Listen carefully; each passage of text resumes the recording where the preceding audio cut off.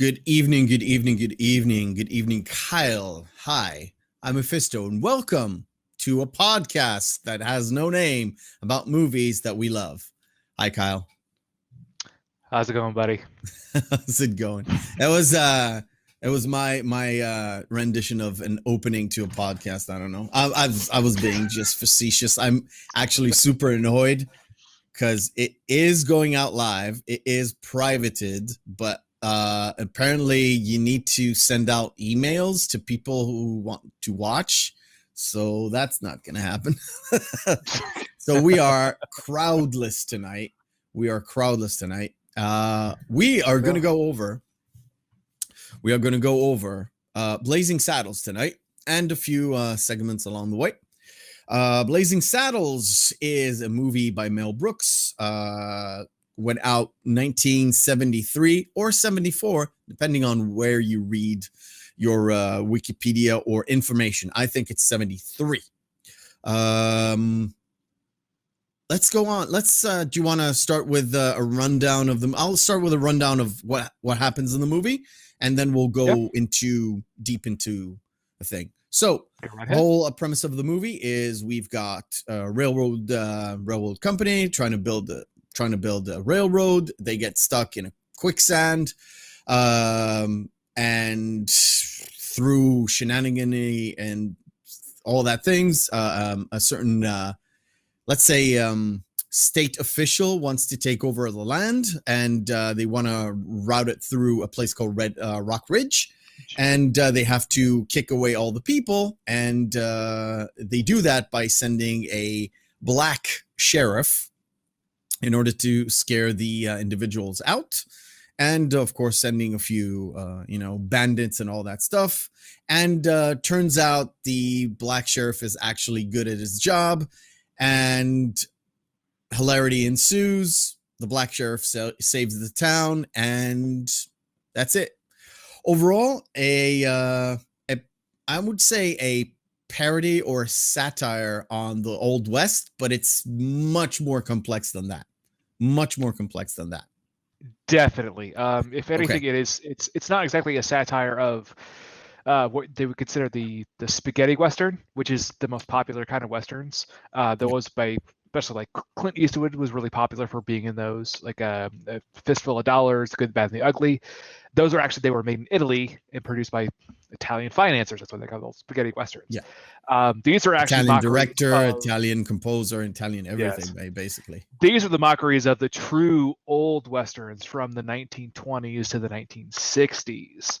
Yeah. So a lot of the references will get a little bit mixed and a little bit kind of lost because they're almost lost to time in a way. Yeah, it's so lost to time. I lost a few references that we talked about that you're gonna tell me about that I've lost. I'll bring them up. Yeah.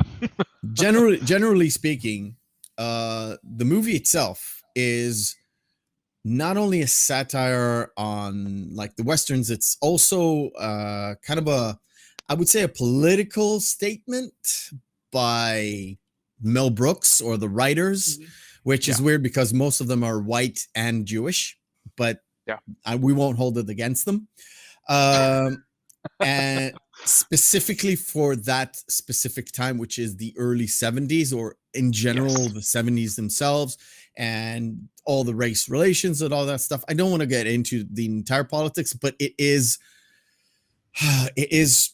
shows you a lot of the things that you could say, well, it's the 1860s or the 1850s, but it's not really the 1860s. Yeah. It's actually post Doc Martin Luther King and the race relations between what's going on at that specific time. But you can also take it for today. It's also super relevant for today, although super duper, non-PC, I would say. Very non-PC.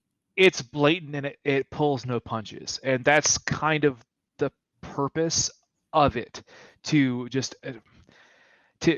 really kind of put those racial epithets out there to not only make the antagonist of the film seem that more evil or that more just simple-minded, I would say would be probably the best way to put it, because they honestly have no other way to really conceive of how society would work outside of that parameter that they've already built. And in that way, especially after the civil rights movement, this is actually the reconstruction of the American society in the early 70s. This is right after the major movements by, again, Dr. Martin Luther King Jr. And everything. So America in itself is still kind of healing, and this is a very American film for its time. Yeah. I'm just gonna put up just a snippet of screenshot that there we go. There should be there. Like this Gucci saddlebag. I was gonna bring that up. This is so what that's the whole point, is that you're taking stereotypical Black African American, whatever you want to call it, thing, and you just display it in your face and not apologetic. Yeah, we're going for the Gucci saddlebags and the old velvet, the velvet clothing. It's really tough to get, but that suede velvet for the time, it is like, it's so typical. And to this day, isn't it to this day that Gucci is like the symbol of, like, sort of a status symbol for a Black guy or a Black girl, doesn't matter. I would say overall, Gucci in itself is just more, it's a status symbol. It's just ostentatious for the sake of being ostentatious. It's regardless of race. I mean, it doesn't really apply to one race. If you own something, well, you would claim like, oh, well, I own a Gucci bag. That's something that you could claim that you own. Mm-hmm. Say like, oh, I have Louis Vuitton shoes, or I have a Louis Vuitton purse, or I have this, all my luggage is Coach. I've got Michael Jordan pumps or something. I have no idea. Michael Jordan pumps. Yeah, I'm still living in the 90s, the Reebok pumps, like the shoes that you pump up, or like the pumps as in high heels. Because if Michael Jordan made high heel shoes, now we're talking. Cross marketing, my friend. I didn't mean those kind of pumps. Anyways, it actually starts off with let's set the scene. It starts off at the railroad where they work. Yeah. And the guy on the left, right? He's like the foreman. He's not the head guy, but he's like the foreman, and all he wants is that the people would work, and while they work, they should sing, and they should sing a Black affiliated song. So they the Black folk do oblige, and they sing a lovely jazz number, and he gets annoyed. He says, "That's not a song. You need a good song. You need the Camptown Ladies." So he's going way, like, if it's like 18, let's say past slavery, so 1870s, past 1865, basically. Well, this right now, since they're still building the railroads, this would be around 1880s. All right, so we're talking about past Civil War. Yes, definitely. Still it's post Civil War. It's not slaves, but it's basically slave labor, I would say. Yes, and essentially. The foremen are all white, so it's basically a mix between Black folk, I would say Mexican folk, Chinese, back in the day. That's sort of a mix, and Irish, of course. Irish. Who can forget the Irish? So that was the labor force, and all he wants them to do is sing a whatever song, and they just go off on a tangent. Eventually, of course, we get this scene where they send him off. They're sending him off to check, to just survey the rest. And of course, to check if there is quicksand. And of course, they found a quicksand that they later on have to go around. And but Meph, what they said was, he goes, well, we can't send any horses. We can't lose any horses. Just send a couple of them. Yeah, send a Not gonna couple of say the them. word. Of course, we can't say the word, but they do say it. I want to move to. It's really hard to catch, but at this point, all the big boss and the foreman, all they think about is, oh my god, we nearly lost a $400 cart, and they Yep. have zero empathy to black human lives, and that's like it's like in your face. There's no regard for human life, zero, and that's something that I don't particularly like. But that's what you're supposed to think. You're supposed to think, oh my god, these people are nuts, because we're talking 1973, right? We're just coming off of the civil rights movement. So Yeah. this is hot stuff. Anything to add? No, and right there, but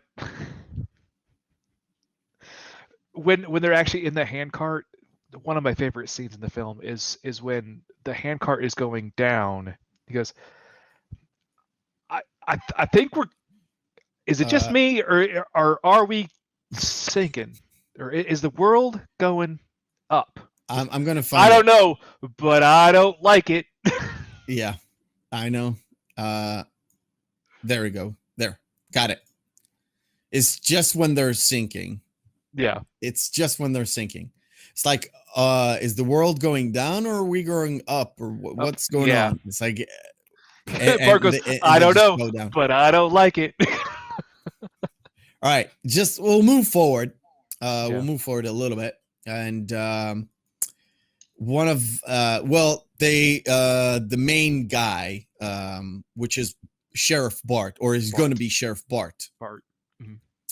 One of the things he does when they get out of the quicksand is hit the main boss, clocks them, and he asks for Headley, the official, to just kill him. So, but there is a very the hilarity starts here. Here we go. Got it. The hilarity starts here. I was going to add real quick. We've got Igor. The main antagonist of the film is actually Hedley Lamar, which he constantly has to correct people because they keep calling him Hedy Lamar. That's a throwback to old Hollywood, which we're gonna get into later. Yeah. So I don't want to go through everything, but yeah, I like this part because we have this with the horse getting strung up, and before that we've got a cripple guy, a guy in a wheelchair, gets strung up as well, right?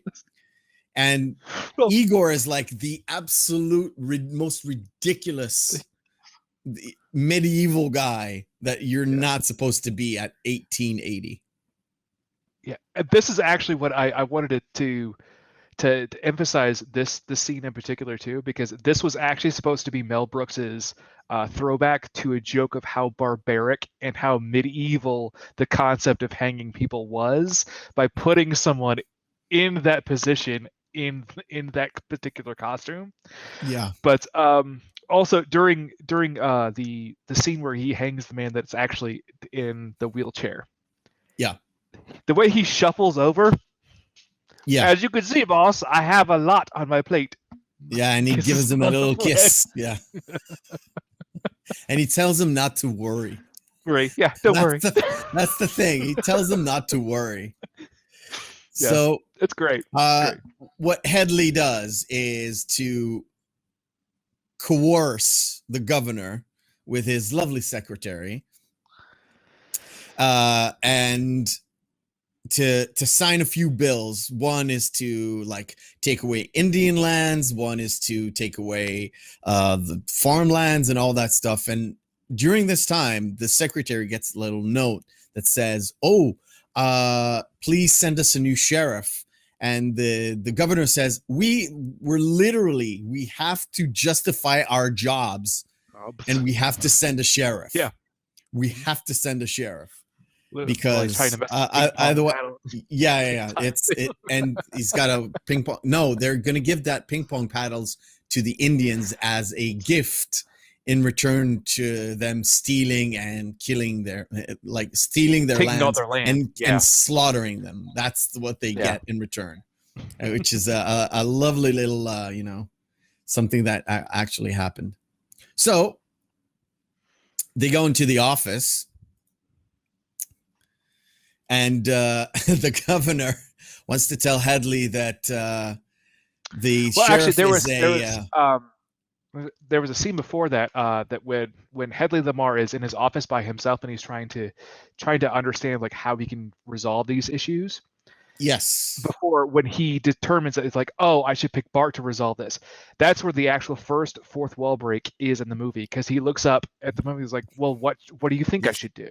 Yeah. Why am I asking you? Camera. Why am I asking you?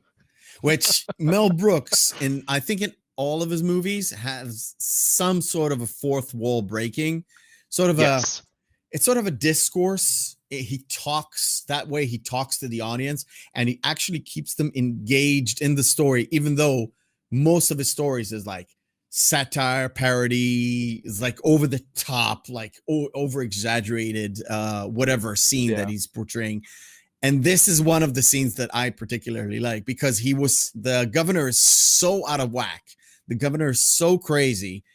And all he wants to do is go back to his secretary. He wants to talk to Headley, but he actually picks up Bart, and he's trying to tell him, look, are you out of your mind? You're running a knit.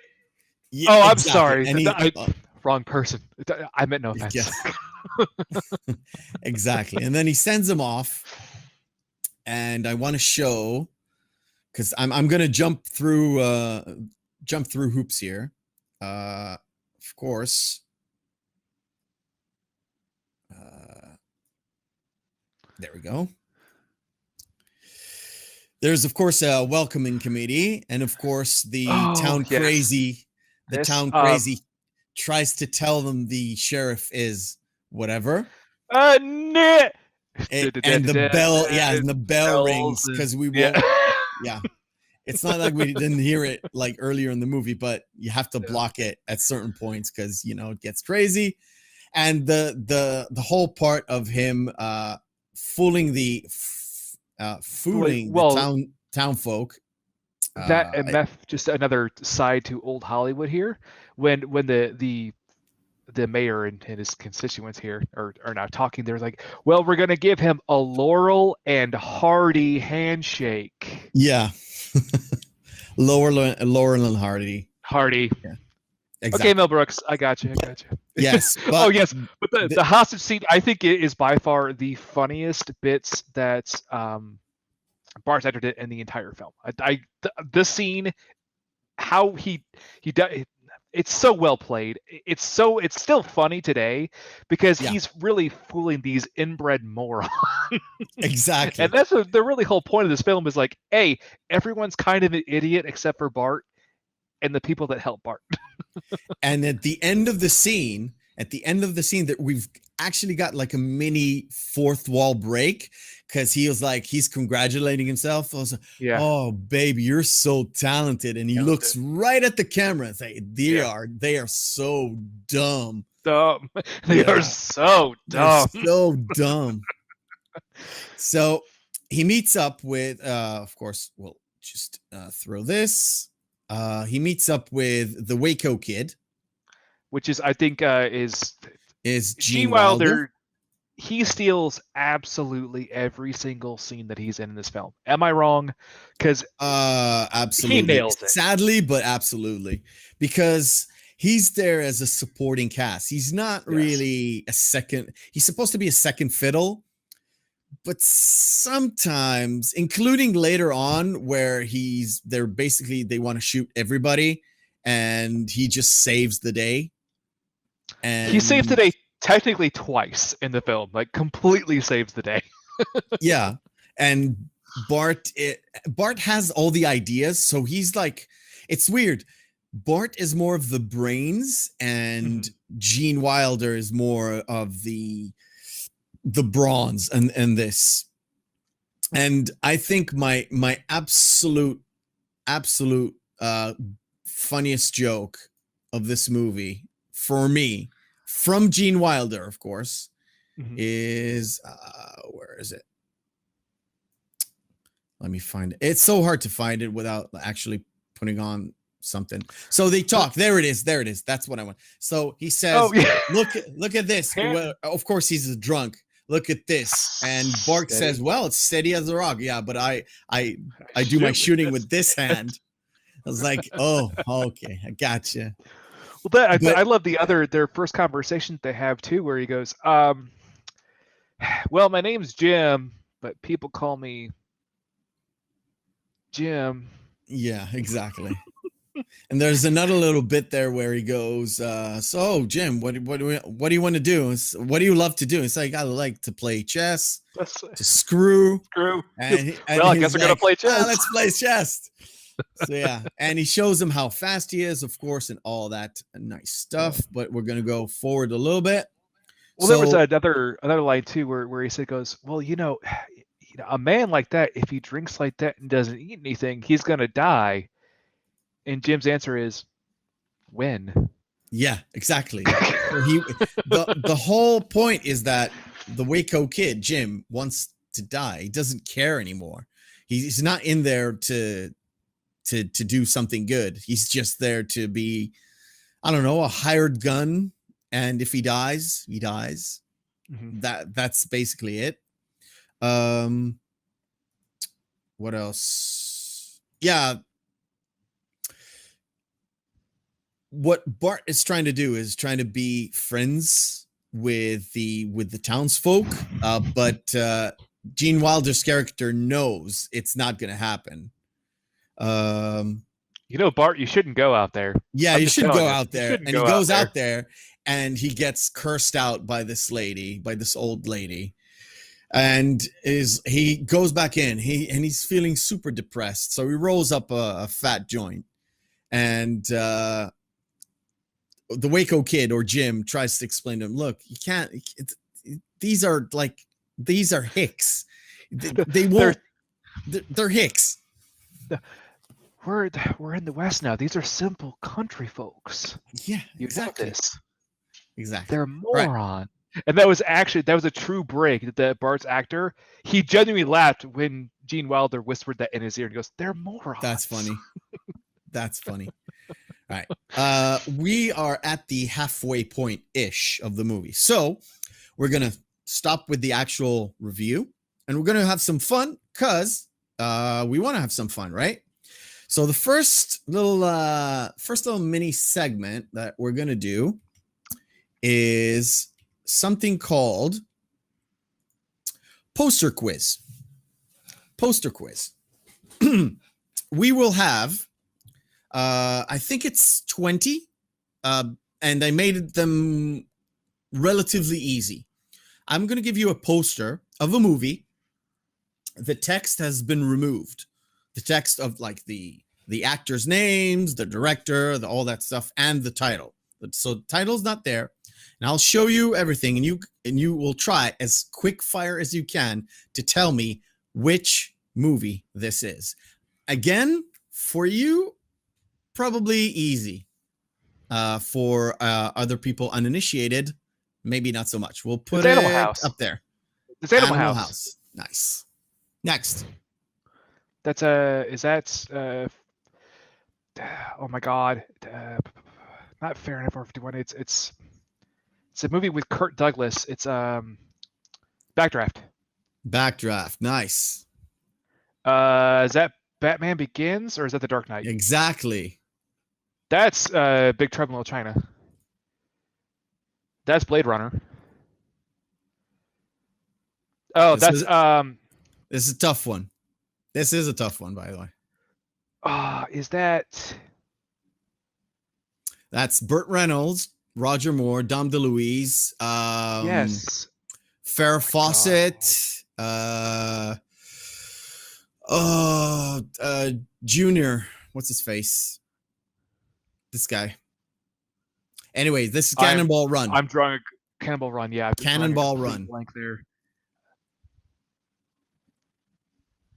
You would think this would be easy, but this is hard. What the hell is? You want a clue? Sure, yeah, That's Kevin Costner. Oh, The Bodyguard.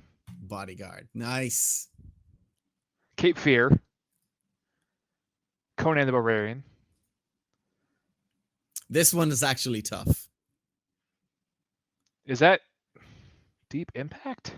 That is Deep Impact. There's another movie which I forgot. They came out the same year. One of them was Deep Impact. Deep Impact, and the other one was. And the other one was I don't remember, but the one with the Aerosmith song on it. Armageddon. This one's tough, by the way. This one's tough. Fucking Bruce Lee films. I'm terrible at naming Bruce Lee films. I know. If it's not Enter the Fist, I do not know what it is. I'll be honest with you. I don't know what it is. It is actually Enter the Dragon, which had two release names. Enter the Dragon in the United States and The Big Boss in Hong Kong. That's The Exorcist. Exorcist it is. That's is that Wrath of Khan? Wrath of Khan. I love this poster, by the way. I've never seen this, by the way. By the way, like, you've never seen Wrath of Khan? Watch it. No, I've seen Wrath of Khan. Haven't seen that particular poster. Okay. That's the Goonies. Yeah, it's the Goonies. Is that Indiana Jones and the Last Crusade? No, that is Ark. Ark. Yes. Well, you're not supposed to tell me. You're supposed to let me keep guessing. Oh, well. Nazi guy. Yeah. Nazi guy. That's The Professional. I love that movie. The Professional. Very underrated film. Also, everywhere in the world except for the United States, this the movie's name is Lyon. Lyon, yeah, which would make sense. That is Mad Max Beyond Thunderdome. Yes, sir. Love this poster, by the way. Ooh, back to this. Oh no. All right. Is that?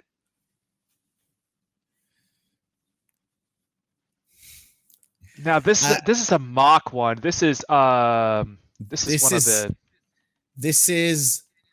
evidently the original poster. It had is that National Lampoon's lettering. Vacation? It is National Lampoon's Vacation, the original one. It's not the Christmas one and not the European one. This is the actual original one. Yes. Nailed it, dude. All right. So I only need help on a couple of them, so it's not too bad. Back to the reviews. I had another one. I had another one, which was I'll save it for next time. Okay. I skipped it. All right. Okay. So I mean, we can do it if you want to, Matt. I'm no. Fine with that. It's okay. So the whole thing is here we go. Here comes Mongo. Here comes Mongo riding into town after the Froggy scene. Oh no, that's too late. That's after Mongo. Yeah, Mongo's riding into town. Yeah. Come on. Give me. The piano scene. I love this scene. Yes. He just rolls into town, beats up horses.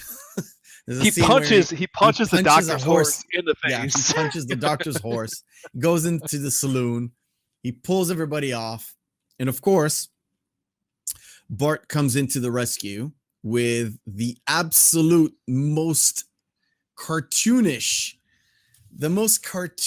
thing you can have, which is this. Right?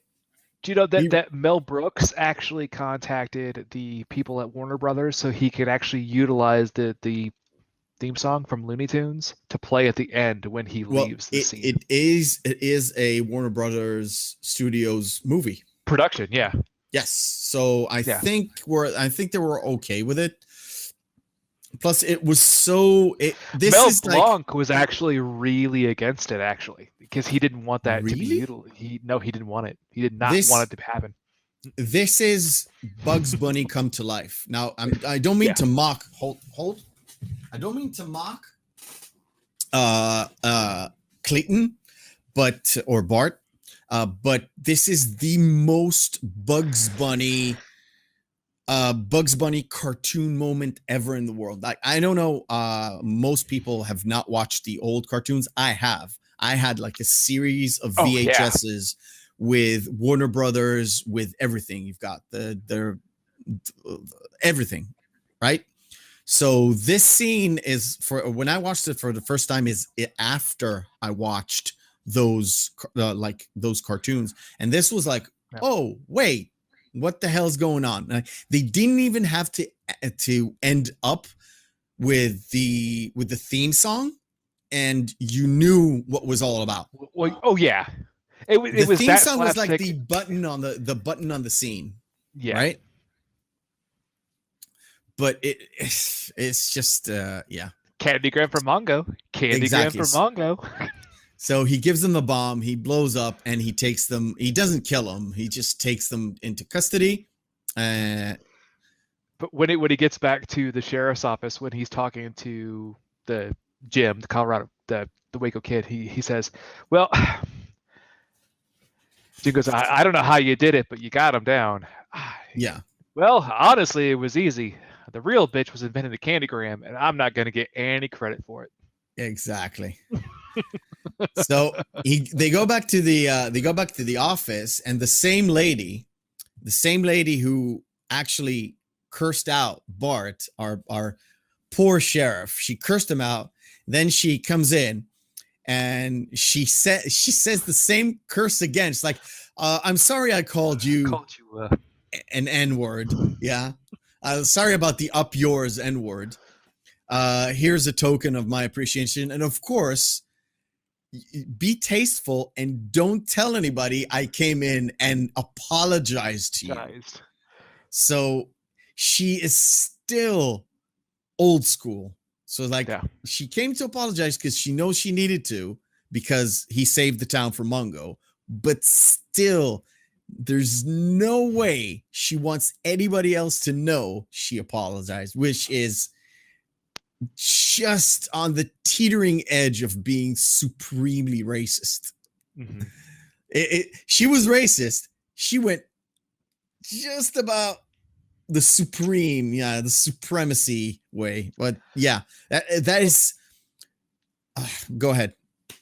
Speaking of, if we can go back just a little bit, sure. That first conversation between Jim and Bart, there's one note that I really wanted to kind of emphasize, because it really made an impression on two of, I think, one of the best comedy writers of the modern age, Matt Stone and Trey Parker. This conversation? Yes.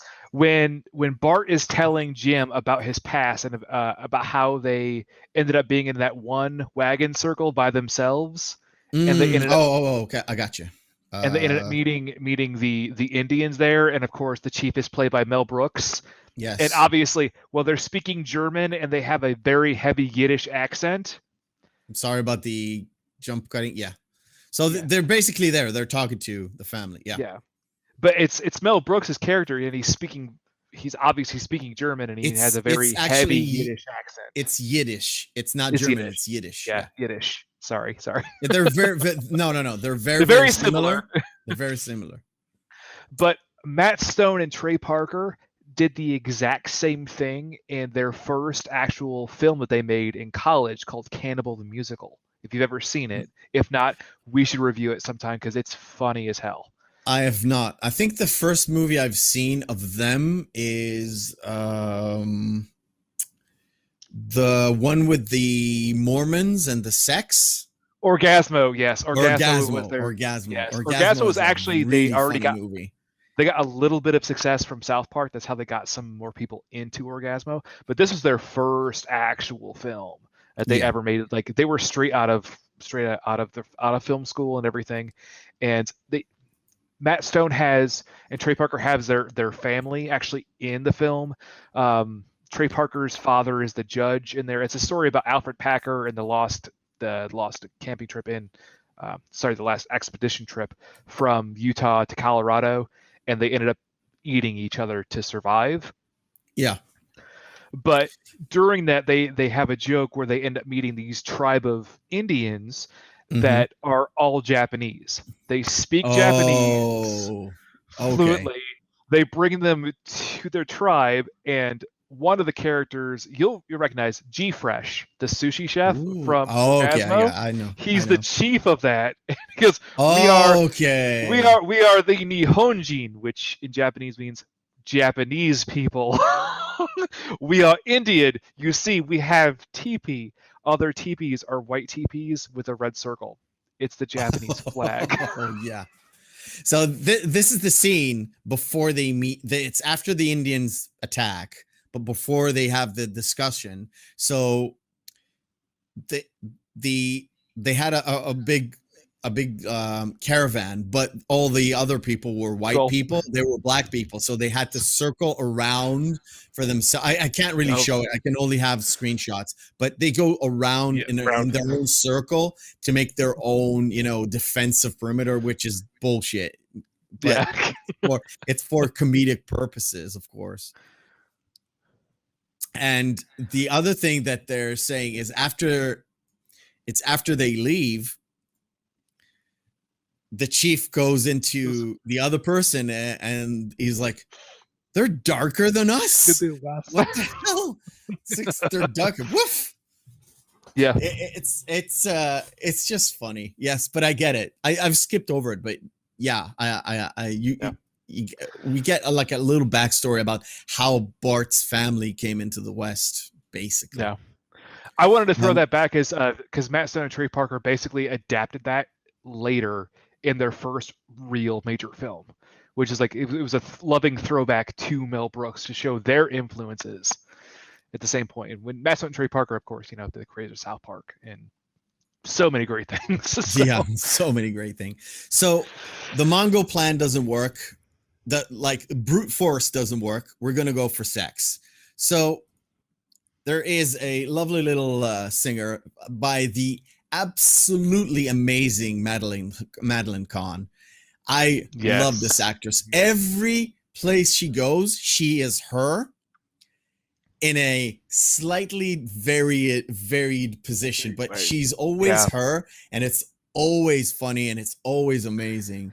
And what Hedley Lamar tries to do is she tries to hire her to, I don't know, seduce Bart and kill him, incapacitate him, whatever. Just do your thing. I never got what was she supposed to do?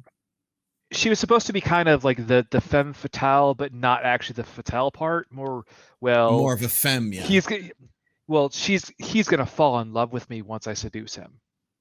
Yeah. Like everyone else seems to be in love with her. So if he falls in love with me, then he'll do whatever I say. So you won't have to worry about Bart anymore.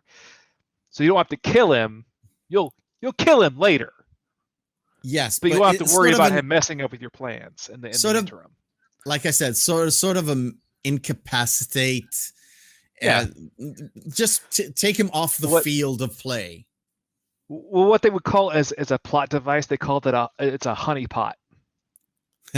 yeah, exactly. A honeypot. The honeypot. The thing is, she does her little show, which in hindsight, it's just a funny song, I guess. So tired. Tired. Exactly. But something happens, and she understands that Bart is gifted of sorts, and she falls in love with him because of, bodily functions. Basically, she fucks him, and she loves it, and... Yeah. Well, there's also a callback joke to when he first came back in the town. He goes, well, first, let me go ahead and whip this out. Yes. And he gives the governor's decree. Yes, exactly. Because everyone goes, I think there's a few references of penises as well. We're going to get to it. I'm going to show something specific. A lot of them. Something specific. I have to play it a little bit because I want to get to this is it. So they screw around, and he absolutely stays the night, and she gives them food, for after, and she's offering him another piece of meat. I think it's Schnitzengruben, something like yes. something something ridiculous. Too many Schnitzengruben. Yeah, and he says like, no, I have to say enough at 15. It's like, holy shit. Yeah. So he has to say enough at 15. But and he tries to leave, and she does not want him to go. She definitely falls in love with him, or falls in love with the sex, whatever it is. She doesn't want him to go, and she won't do what she was supposed to do, which is incapacitate him. So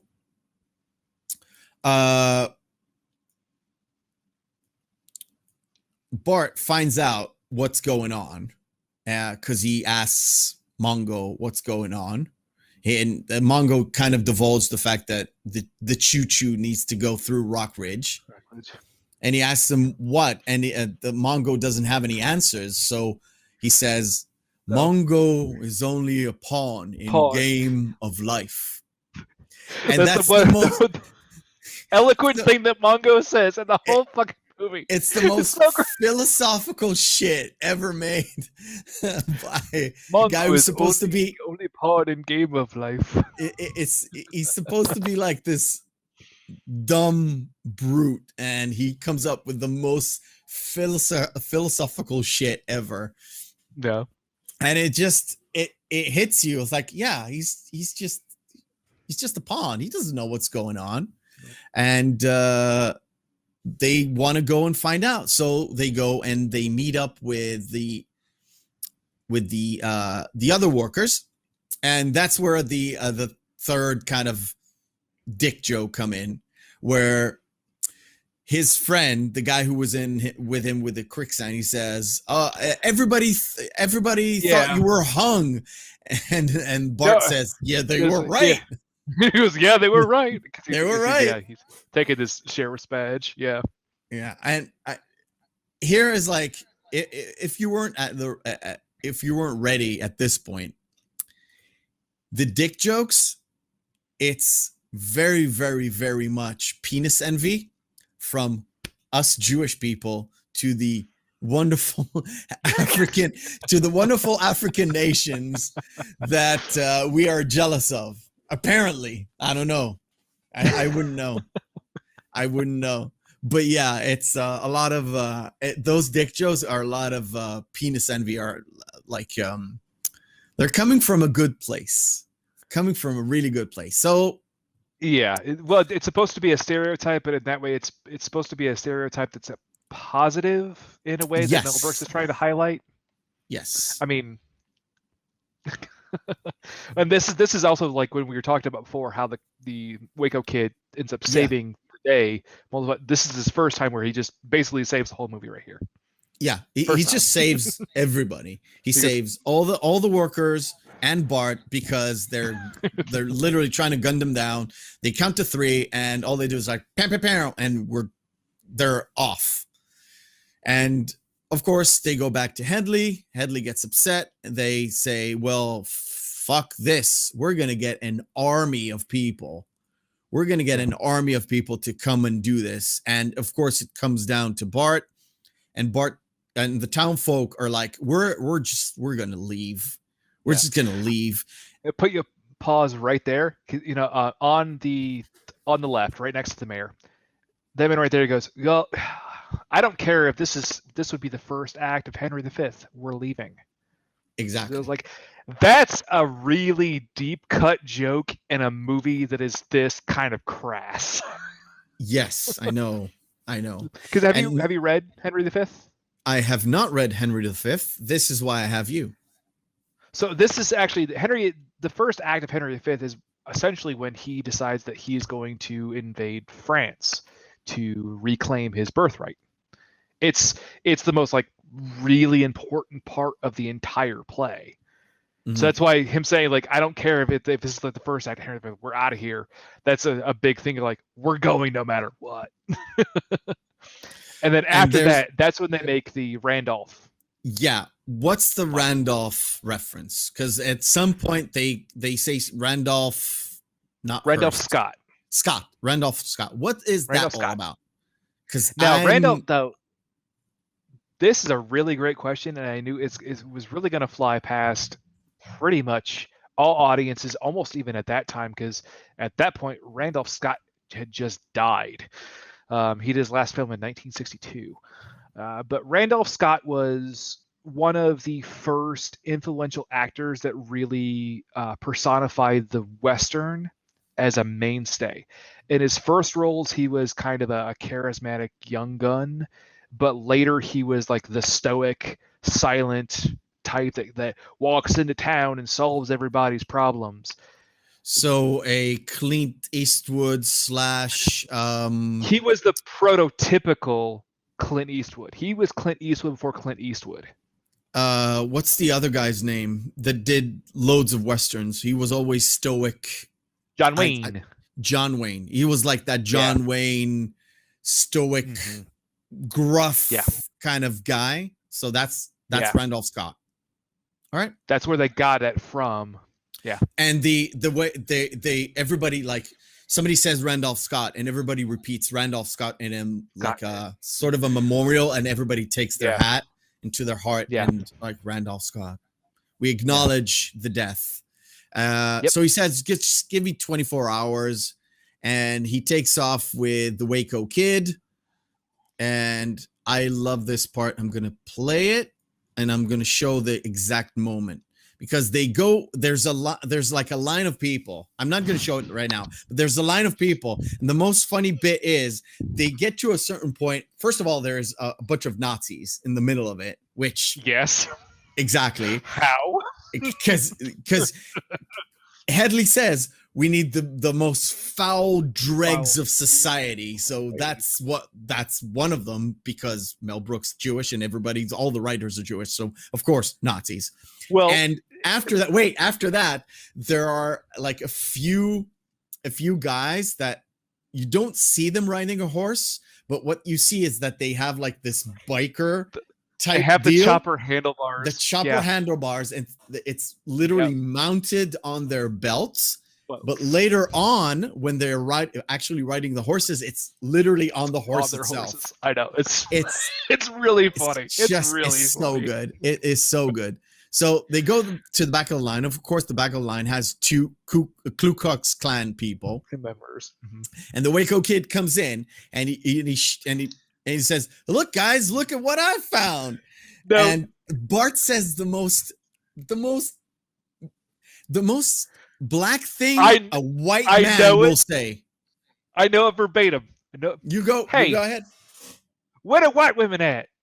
Where the white women at? And they just run away. And of course, they deck them because all they want is their hoods, because their hoods is what blocks it. And there's another little thing right at when they go to the top of the line. And actually, there's a little bit right before there where there are there's a whole group of Mexican banditos, and they actually use a line: badges, we don't need no stinking badges. Which it comes up in all sorts of it. I think it's every time in a humorous or satirical or a comedy movie, when they say badges or badgers, they go to that joke.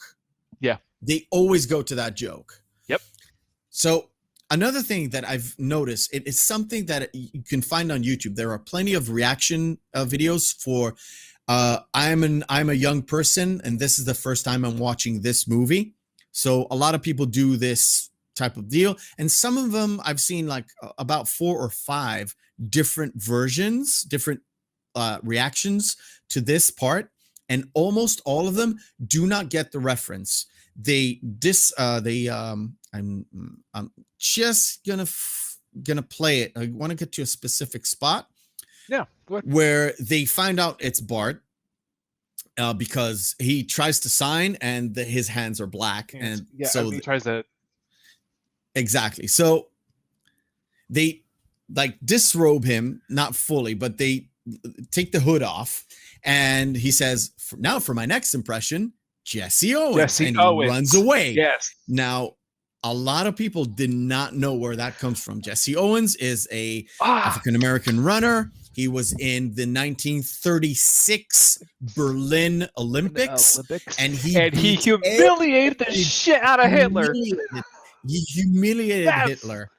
And that was like the biggest triumph, because everybody knew in 1936, before the war, that Hitler is dogmatic and he's ruthless, authoritarian, fascistic, and everybody knew they were disliking those Jews and the Slavs and everybody else along with them as well. Mm-hmm. So that was a big win against the Nazi propaganda back in the day. Yeah. So Jesse Owens and running is like synonymous in the African American culture, at least on at that time. And from there on in, there were other people that I forgot the name, but of course later on, Carl Lewis and so on and so on and so on. Thank you, Beth. I was going to bring that point up. Thank you for calling it out before I could. Thank you.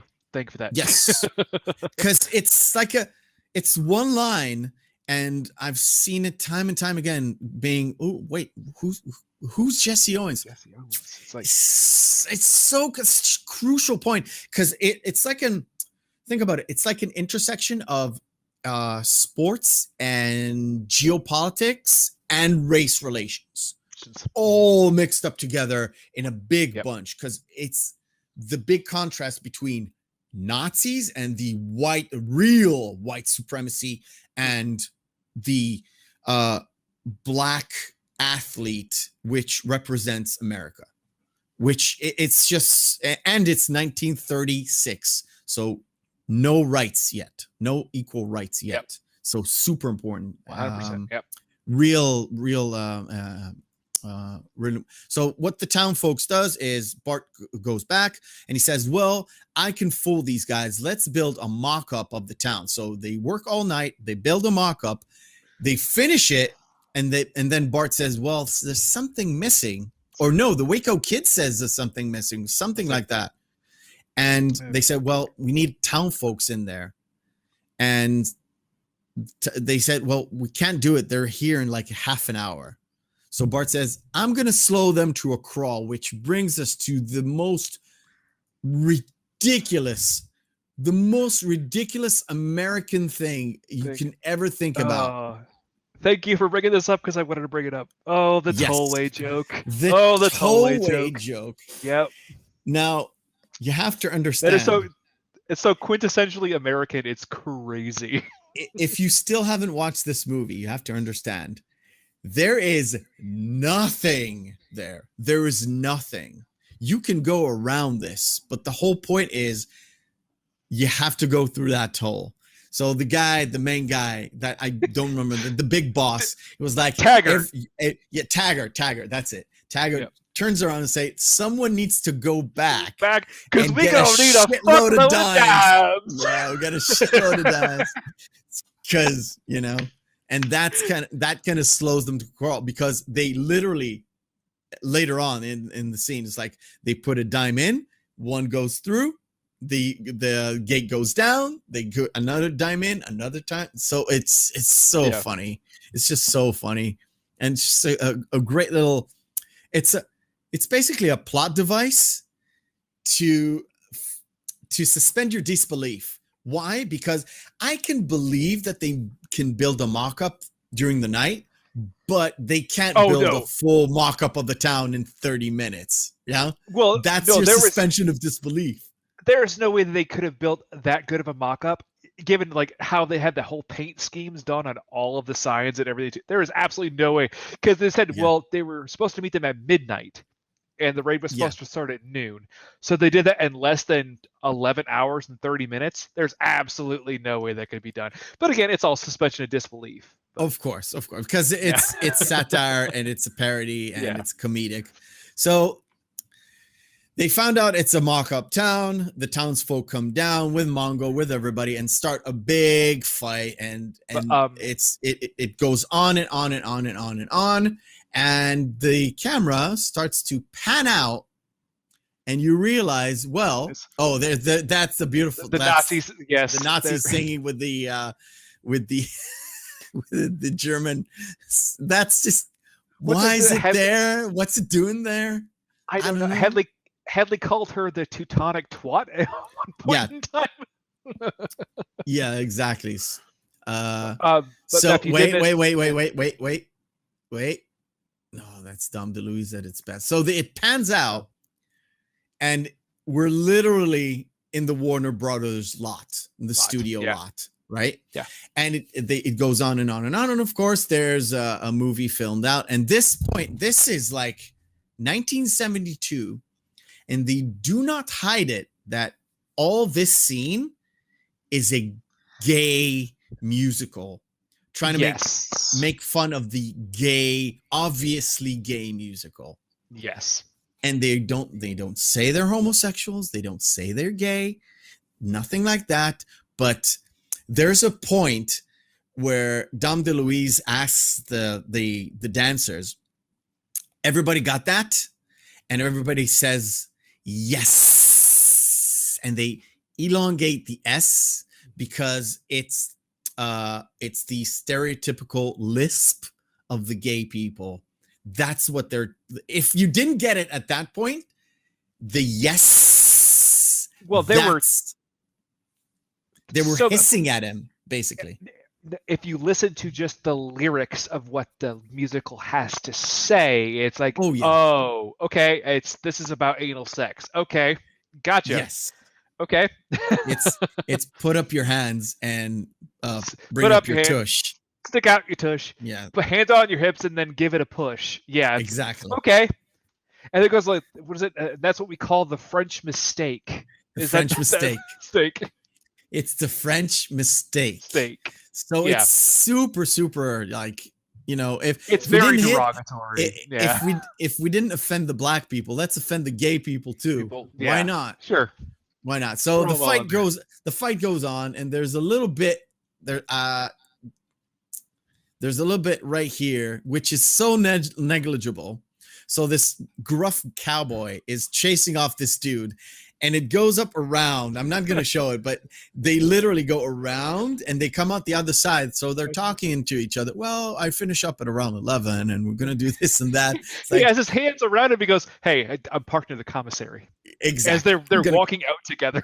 Exactly. So it's like a little wink and a nod that even the gruffest of gruffs can also be, gay on the side, which is awesome. I mean, if you want to say maybe a nod and a wink to, at that point in time, all the main, well, not all of them, but a few main actors were supposed to be like this macho heterosexual guys. Oh, but they were in outed, fact, they were very much gay on behind the scenes. Rock Hudson is one. Rock Hudson. I forget.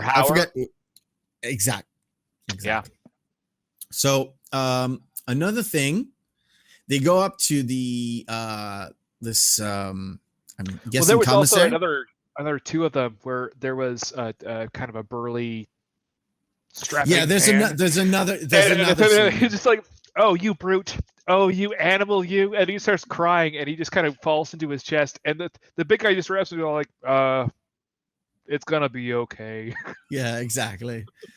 And another, like, it's tiny little snippet. And again, it's Mel Brooks's Nazi thing. The Hitler man. So these two guys, I'm talking about these two guys, right? These two, this guy and this guy. So the guy in the boxer robe asks the Hitler guy, it's like, Joey, what's going on? What's going on with your scene? What's going on with your day? When you're off? And the guy sits down, he eats, and says, they lose me after the bunker scene. The bunker. It's just a small little joke. It's just a tiny joke in this whole movie, and it just does it for me. I don't know what it is. Yeah, it's fantastic.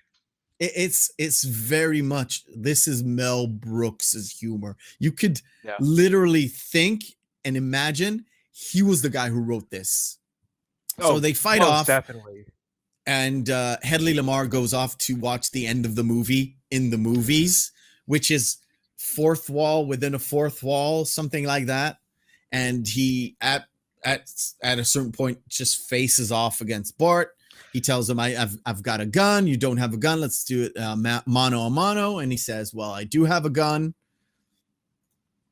In fact, I do have a gun. And he tries to shoot him, and Bart shoots him in the dick because why not?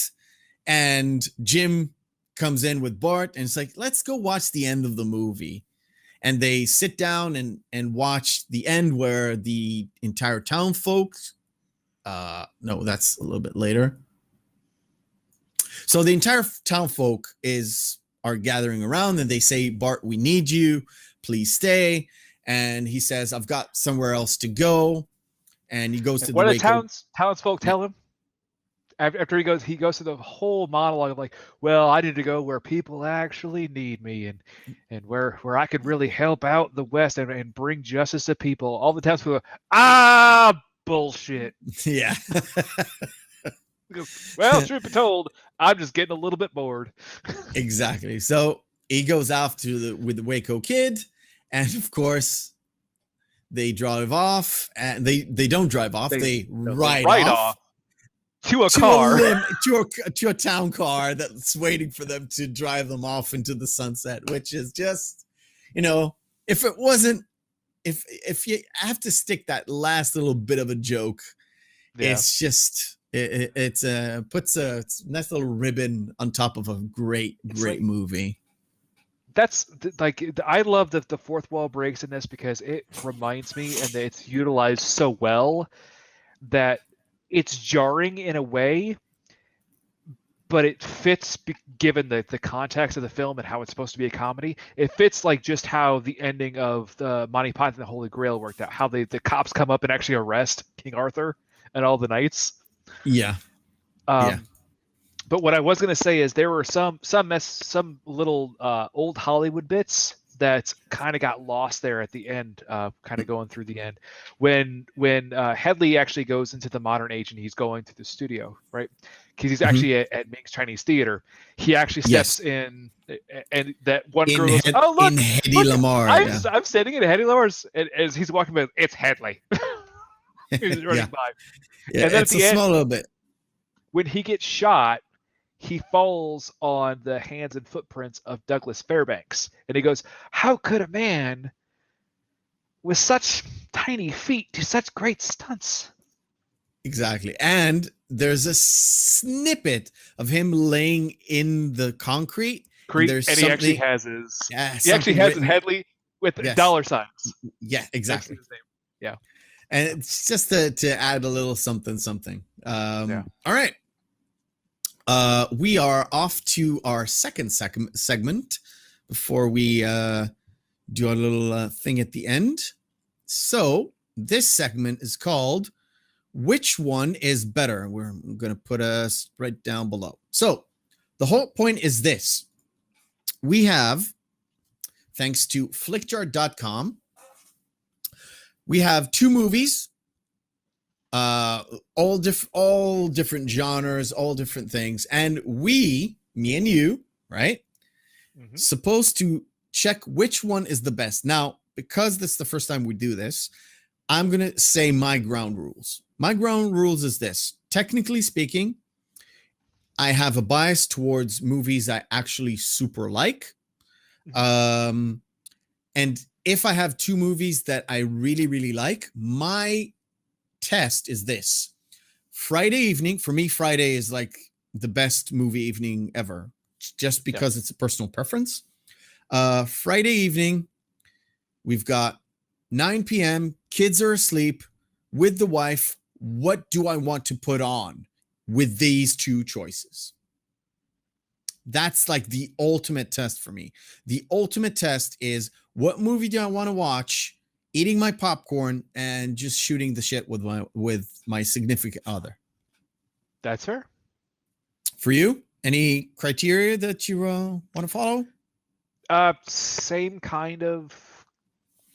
mostly. Mine are basically what films that I grew up with and what films that I definitely have seen more than 20 times. All right. Those would be all the other extra caveats in there. And we have our first random. I pressed F5 twice. Random pairing. Because the first one was real shitty. Gremlins, 1984 original Gremlins, and Notting Hill. Gremlins, no question. Me too. Children of Men and The Prestige. We're gonna differ on this. Because Children of Men is not one of my favorite movies. It's a really, really good movie. Yes. But I would say I actually prefer The Prestige as a movie. I do prefer The Prestige as well.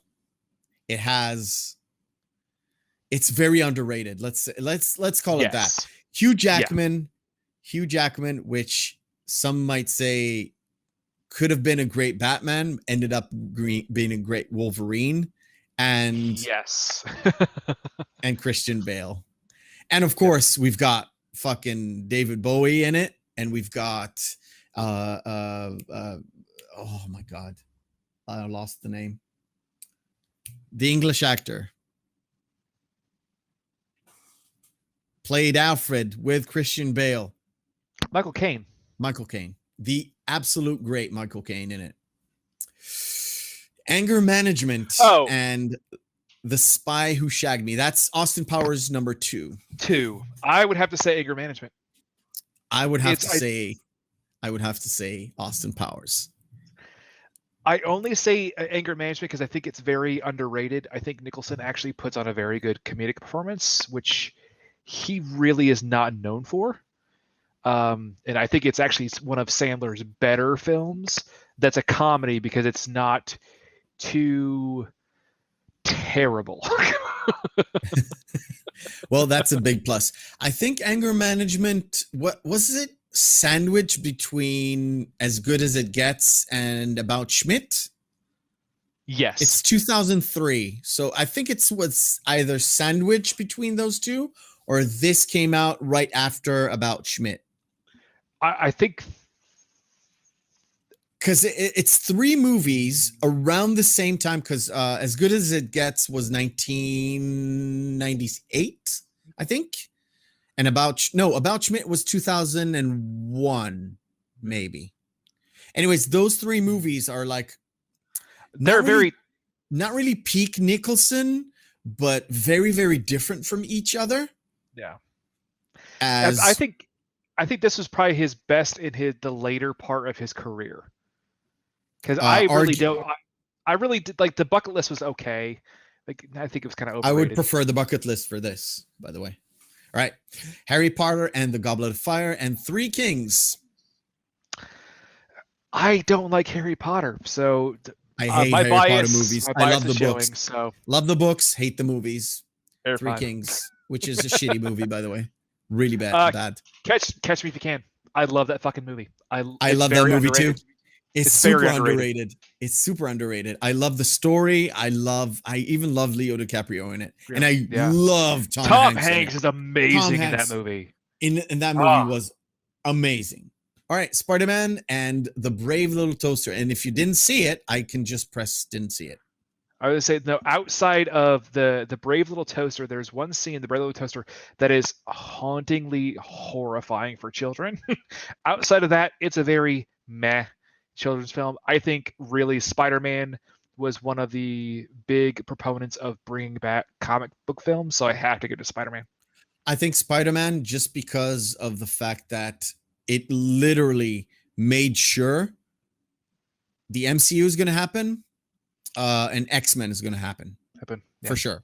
Well, X-Men already started. X-Men happened in 2000, but it was not super well received.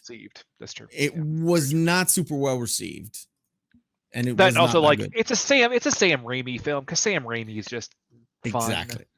Yeah. Oh man. I would go Airplane on this one, although 300 was a very artsy. Groundbreaking, and a lot of people imitated the shots in it. The way you do it's basically 300 is a graphical novel. Well, it was the big first on a story. Well, it was the first big showpiece of how like Zack Snyder really kind of perfected his style in 300, and you can Yeah. see that going forward from the rest of his catalog. Other than that, 300 is kind of outside of being really that memorable. Yeah, it is a Frank Miller graphic novel. Same with Sin City, and same with like The Dark Knight Rises, and Yeah. The Killing Joke, and there's the other Batman when he's 20 years later. Anyway, doesn't matter. Yeah, the old Batman. Yeah, I know what you're saying. I just don't. I'm not super versed of like my but I really don't. like my Overall, graphical novels, but yeah, I know exactly what you mean. I know overall, yeah, exactly what you mean. it really is still a bastardization of really what the Battle of Thermopylae is, and as a history buff, I don't like it for that reason. But I also hate Airplane, so just go ahead and put me as haven't seen it next. You have not seen Airplane? I've seen it. Just put me as I haven't seen it because my vote is not going to count because I will always vote against Airplane because I hate that movie. Hate that movie. That's easy for me. No, I've seen both. Cold Mountain is not a good movie. I know it got Oscars and shit. It is not. It's just. Oh, now this is a hard one. This is a hard one? No, it's actually really simple for me. I hate Memento. Oh, I hate this movie with a passion. Guy Pearce is amazing in this. Don't get me wrong. Guy Pearce is amazing in it. The Matrix, the Matrix girl, I hate her in this movie. Joy Pantoliano. Yeah, Joey Pants. Joey Pants. Fucking incredible in this movie. Yeah. He's so good in that movie. He's so good. So good. I just don't like the premise, don't like the girl, don't like the story. That's it. Untouchables though, fucking great. Yeah. I'll go ahead and I'll throw my lot with the Untouchables as well, even though I love Memento. The Untouchables is a fantastic film. I can't deny that. So yeah. Godfather Part 2 or High Fidelity. Motherfucker. Tough, huh? Tough. I really like High Fidelity. I love that. I haven't watched that. I haven't watched that in a while. Godfather 2 is just iconic, I guess. It's Al Pacino at the absolute best of the early part. Mm-hmm. Absolute best of the early part. So Serpico is on that part. It's like the first. It's just early 70s to mid 70s. That's the first part. Then Scarface is like the 80s version, and that's where the second part goes in for me, at least. High Fidelity is just. I have to go with High Fidelity. It's very Gen X, I would say. Even though it came out 2000, it's a very Gen X movie. Nice film. Yeah. Yeah, I would go for High Fidelity. I love that movie so much. I love that movie so much. I haven't watched it in a while. Goodfellas versus the Tenenbaums. Goodfellas. Best mafia movie ever. Better than Godfather. By far, by none. Doesn't matter. The Invisible Man. Original The Invisible Man. That's 1933, boy. Against the Hulk. Have you watched the original? Have you watched it? Yes. Saw it the same night I saw Metropolis, the original Metropolis. I watched that Metropolis. Too. I watched that too. Weirdly enough, I would go Invisible Man because the 2000 the Eric Bana Hulk, Ang Lee's Hulk, awful. Oh, it's that movie's terrible. Terrible. It's terrible.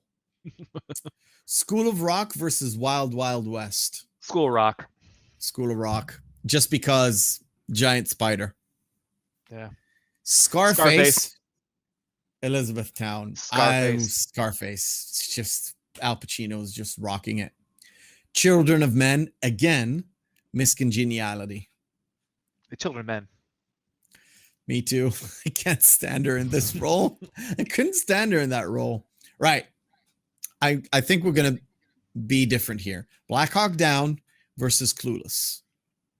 It sounds so fucking dumb, but I'm going Clueless. I'm going Clueless too, and I'll tell you why. Black Hawk Down, even though it's a great movie, every time I watch it, I get so depressed.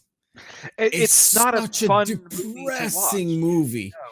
Which It's oh it's fine. Like if you watch like The Road, you know you're going in for something terrible. Black Hawk Down was just like, oh yeah, these guys are going into this routine mission and everything just goes to shit.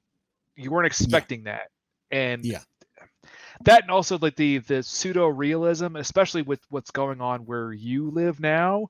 This is yeah. it's not That's not fun. I don't want that now. I want No, escapism. I don't want that now. exactly. Right. I'm gonna go with Clueless, and it's gonna be Clueless. after Yeah. this. We're gonna have our last pairing, and then we're gonna end off with the dessert. Right. Last pairing. Oh. Hey. Here we go. Let's All right. let's get into it because this is going to be a rough one. I have two things that I have issue with. Up to a certain point in my life, it would be Raiders of the Lost Ark, bar none, done deal. Yeah. Until I saw that episode of Big Bang Theory that ruined this movie for me. Literally ruined this movie for me. Have you seen that episode? Do you know what I'm talking about? No, I don't.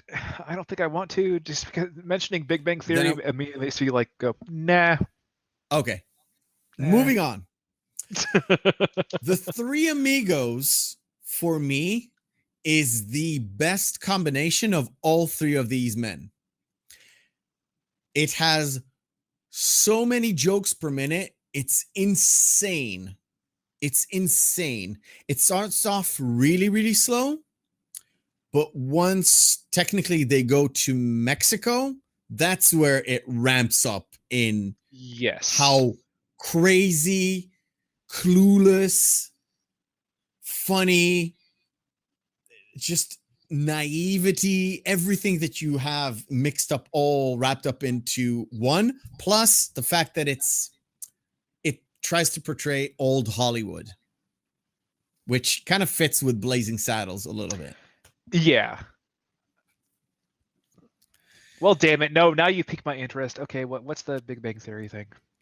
Come on. All right. Play it out. So the Big Bang Theory thing is this. Indiana Jones in Raiders of the Lost Ark has no consequence to what happens in the movie. He is less than a plot device for what happens. If Indiana Jones was not in the movie, Nazis would have found the Ark, would have gotten it to where they wanted to get it, and they would have died. And the Ark would have stayed on that island where the faces melt. Yeah, that's true.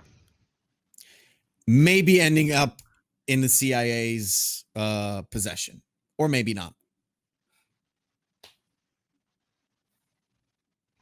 Well, in a lot of ways, though, there are a lot of things. I know it's a bit convoluted. It is a bit convoluted theory, but yeah. But there are a lot of adventure films that have that same thing where the MacGuffin would eventually kill the antagonist of the film. It depends on whether or not it would be utilized correctly. If they would have gotten it somewhere else. Yeah, we're going down a rabbit hole here. Let's not do that. Let's just say this. In the Temple of Doom, he is responsible to freeing to getting what he was tasked to do, was get the stone to the village and get the children back. But they wanted the stone. They thought when the stone is back, they're gonna get everything else. Still think that's the worst. That's still the worst. In the Holy Grail, all they needed to do is find the Grail, not possess the Grail. So that was the storyline for the dad and for the son. Mm-hmm. And they did that. In here, he was on one side tasked to find the Ark and to bring the Ark. he kind of did that. But if he wasn't in the movie, then it's open to interpretation. But the Nazis, the original Nazis, plus Balosh, Belloc would have died on that island where they taken it, whatever, Cyprus or Crete or whatever it was supposed to be. Yeah. Right. Okay. So let me just do this.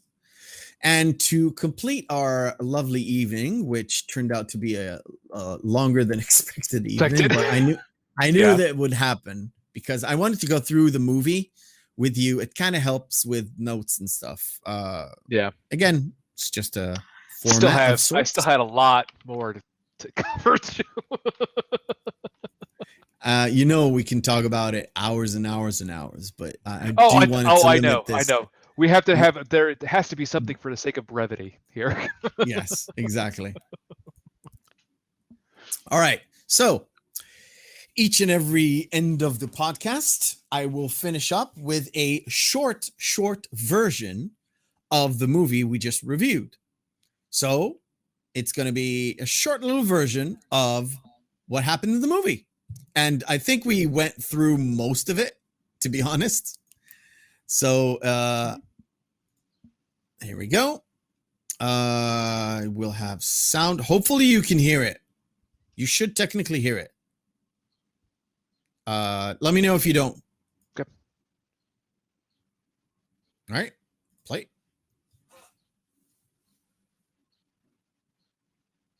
Not hearing anything yet.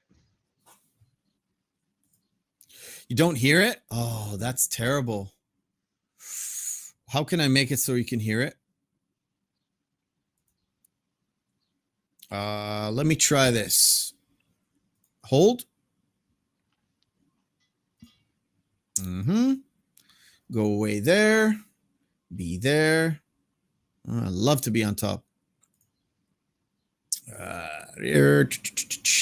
That's what Mrs. Meth said? Nope. Keep her away from this. Okay. You should hear this now. Here we go. There we go. Yep. Version.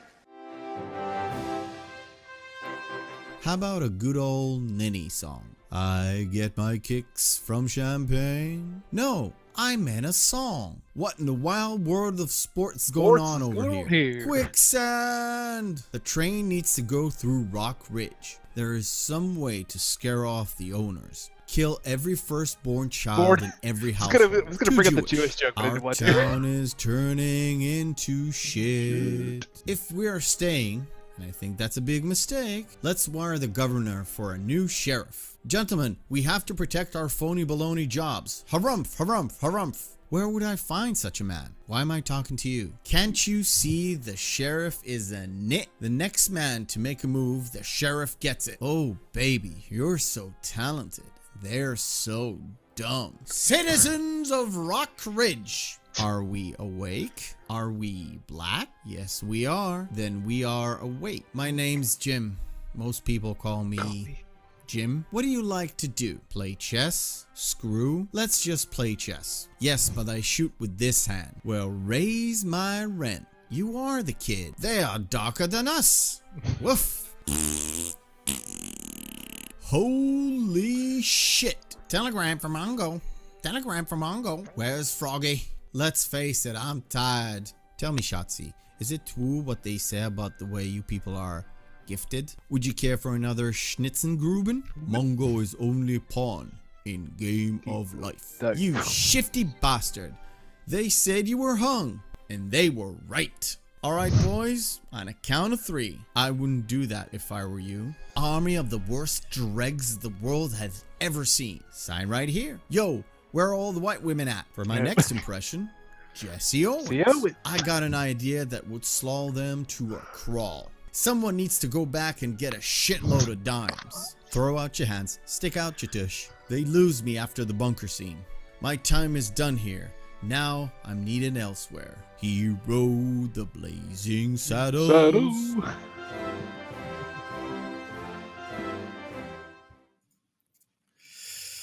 Nope, that's fair. we covered everything. We covered everything like that. But yeah. Oh, dude. Before we go, I think we talked about next movie is Fight Club, right? Yeah, we do Fight Club next. Yeah, Fight Club next. So you out there, if you're watching, maybe, go watch Fight Club, and we'll meet up next week. Other than that, what did I want to say? I had something to say. Do you have something to say? No. All right. Yes.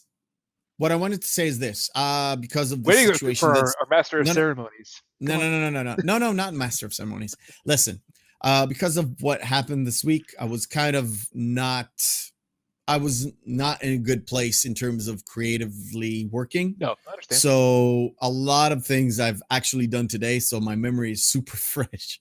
That's why most of my memory is super fresh. That last bit was down to the wire. I finished that 2 hours before we were supposed to stay to get live. It's not easy to do because you need time and patience for that. It's let's just say this: 2.5 minutes after about 3 hours work, which was supposed to be Wednesday. So if it's a little bit off and not super tight, I'm sorry, but it is what it is. It is what it is. Thank you. I had a good time. I had a great time. This is our trial run, and I had a blast. Yeah, I had a blast. Trial run. We could put in some more segments. I've got I planned on another mini segment of who died today as of May 15th, where I know it's 16th now, but it's May 15th originally. Fred Willard is a name that popped up. He died last year. Fred Willard was in a lot of things, but the most recent one was Everybody Loves Raymond. He was Raymond's dad, I think. But he was. I had a whole segment plan with like photos of him, going back to, I think it's the 1940s. I think he was always doing like this vaudeville / comedy, entertainment, light entertainment, these sort of roles. Not a lot of dramatic roles, if I remember correctly. Yeah. I don't have a picture up. Again, I was planning on, but didn't work out. Right. Thank you very much. Thank you guys out there, if you're watching. Thank you, Mr. Kyle, which I know you've put in your handle, but we'll see. We'll have a talk about that later on. Everyone seems to know me by Kyle anyway, so I should really just go. It doesn't super matter. I didn't actually introduce you or nothing like that, but who cares? I promise I'll be better. I did fight like 2 power outages, one right before, one actually during, which sucks. 100% fine. Sucks donkey balls. Anyway, let's see if we can pull up a graphic. Yes, I think we can pull up a graphic. Yeah, there we go.